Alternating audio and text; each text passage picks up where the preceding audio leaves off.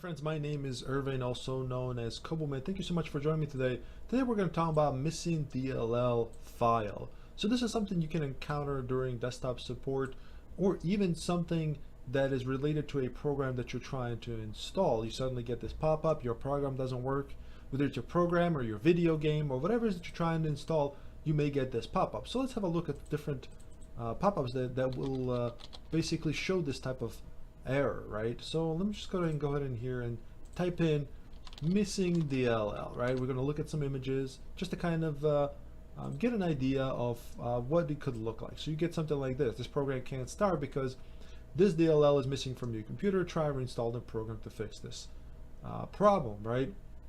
There are many different ones. Most of them are just different name for the DLL.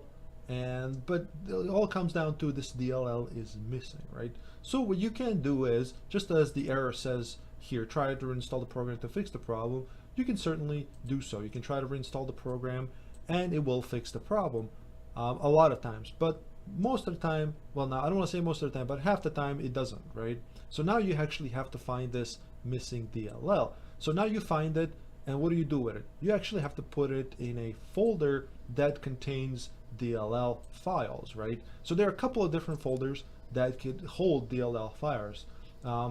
This is based off whether your program is 64-bit or 32-bit.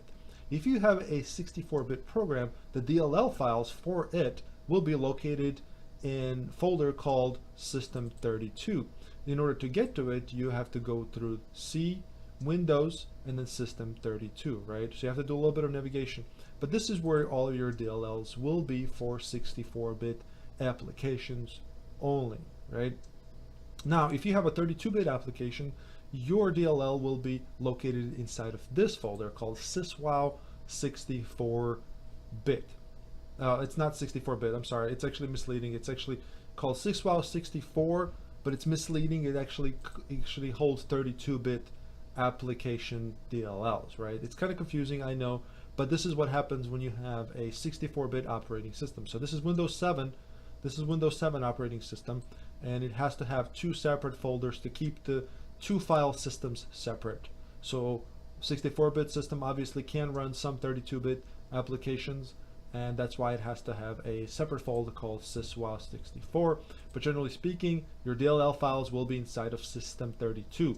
So you go inside of System32, you find your DLL file, and then you just copy it over in here. You copy it over, and then a lot of times that will resolve the problem. However, a lot of times you actually have to go in and register that DLL in order to make this program work. So how do we register a DLL? You have to do it through a command prompt using a command called regsvr32. So let's go to our command prompt. You can just search for it like I do, or just navigate to it. So you need to find the command prompt and then go ahead and right click it and then run it as administrator. This is kind of important, especially if you don't have local administrator privileges on this computer. You have to run it as the administrator, right? So in our case, when you do that, it actually navigates to the System32 folder automatically. But let me just kind of open it up just as a comparison. If you just go ahead and open it up here, it will actually navigate to your local profile if you don't run it as administrator. So that's the kind of a difference there. You get kind of a hint that you didn't run the command prompt as administrator, right? So anyways, we want this one. This is the one that has administrator privileges on it. So now we can go ahead and copy over our DLL. And okay, so let's pretend this is your missing DLL here.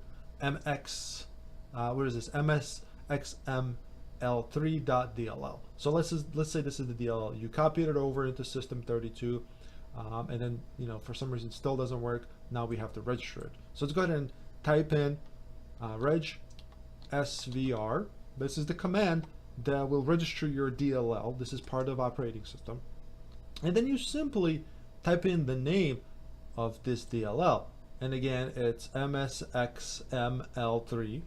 So we type in MS. Let me see if I can type that. SL3.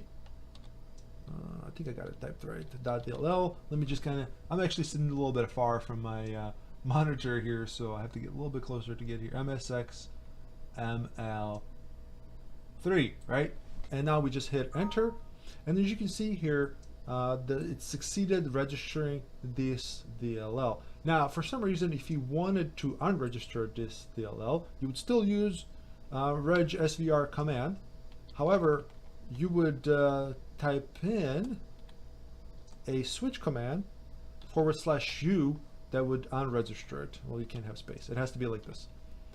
And this would actually remove it from the registry, right? But we don't want that. This is that would be kind of productive here, guys. We don't want that. So yes, this is how you would properly install a missing DLL, right? Chances are that you may not have to register like I did here. It just depends on your situation, but this is something good to know, especially if you're into desktop support. If you're in a desktop support, this is maybe something you have to do in order to further troubleshoot a program. Okay, guys, I'm not going to keep this too boring. I'm going to keep it simple, but I really wanted to throw this out because I simply did not have a video on this. And that should do it, guys. Thank you so much. Have a good one. Bye-bye.